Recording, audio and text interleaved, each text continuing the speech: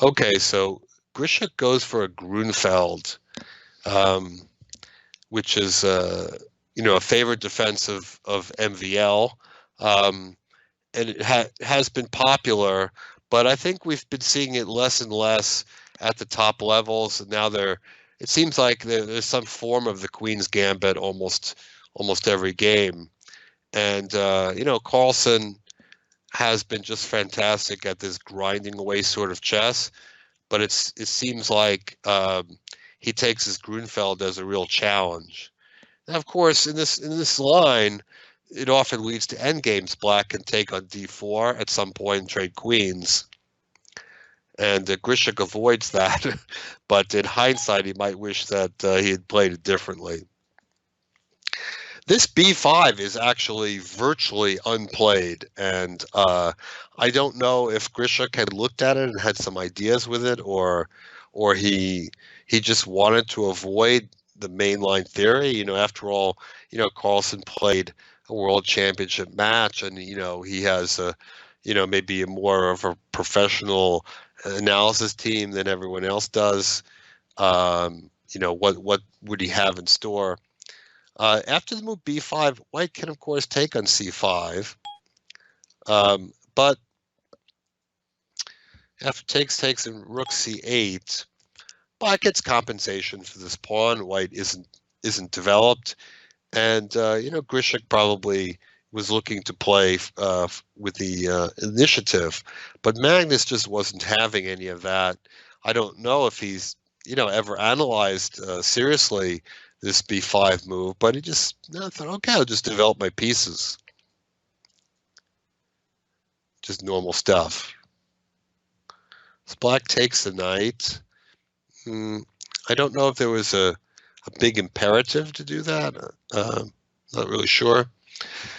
And then c4. So, yeah, it's a normal thing that black often tries to prevent white from playing c4 to give support to the d5 pawn. So he's hoping that with just supported by the e pawn, he can kind of knock it down.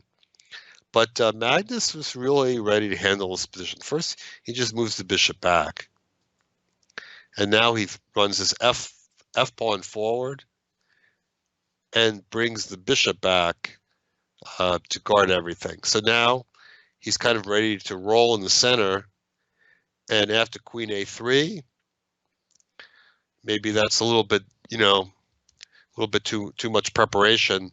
Now h4. h4 doesn't actually score that well with the engine, but I think that this is just a great move, is that Magnus sees that he just has numbers on the king side. He has a big pawn center. He has the bishop pair. He has a couple of black pieces on the queen side.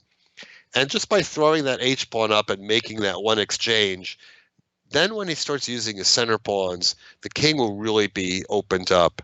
And black is really hard pressed to do anything about this. I just think that,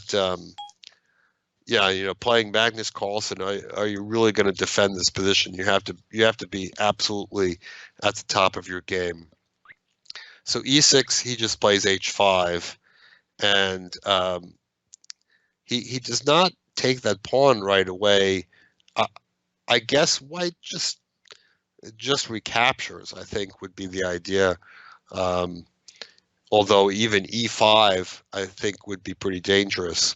So black plays knight a4, hitting c3. All right, first this, and now he just goes right for the can opener. He doesn't worry about material. A lot of club players would play bishop d4, but after bishop takes d4, black is getting a pass pawn anyway, because after queen d4, queen c5 is going to trade. So he just goes straight for the king. And queen d6. I mean, maybe black could have played some better moves, but I don't think there's really much chance that he's going to save the position. Knight takes c3 is one possibility. FG. I mean, just note that the run of the h pawn, if black had one more pawn defending the king side, make a big difference. But here, I don't know, it looks very tough. So takes d6, opening up an attack on the rook. And if rook takes d6, white can play rook takes c3. Now, if queen takes c3, white can trade and take on a8. Probably that's actually black's best chance. But I think that the bishops actually are going to blockade those passed pawns, and white still has a solid g-pawn. So I think once he gets those pawns under control, he's going to win.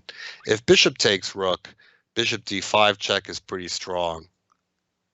And this is one possibility. Now, I think rook takes bishop is pretty strong. Check, rook f6. Now white can just take the rook. Now here on material, black is not so bad off with all those pawns. It's 2 pawns and rook for bishop. If he could trade queens, yeah, but that would be magic. Here, the bishops and the queen are just going to overwhelm black as he can't really guard the diagonals. So that is probably pretty much a decisive advantage for white. So the queen came back to d6.